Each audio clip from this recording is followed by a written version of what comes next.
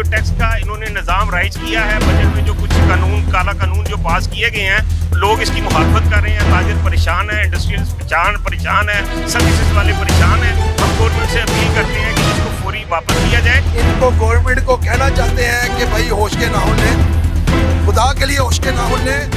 ये जो ताजर है ये कमाऊ कुत्ता है, उसकी वजह से आपका सिस्टम चल रहा है। ये ताजरों की वजह से ये शराफिया की जो याचियाँ हैं वो चल रही हैं। ताजरों का बुरा हाल है, सारा दिन 1 रुपए की सेल नहीं करते, सिर्फ इन गलत पॉलिसी की वजह से। एक और टैक्सेस का बोझ डाल के लोगों पे 35% की ये निकाल कर कारोबार तबाह करने पे तुली हुई है। ये अंधा कानून हमें मंजूर नहीं है, ये गवर्नमेंट की शिकें ये मंजूर नहीं है। ये जमीन हमारी है, ये वतन हमारा है, इसमें फैसले भी हमारे ही चलेंगे। हमारे मुल्क में उल्टा कानून है, जो फाइलर हैं उन पर कानून इम्प्लीमेंट हो रहा है, जो नॉन फाइलर हैं उन पर कोई कानून नहीं है।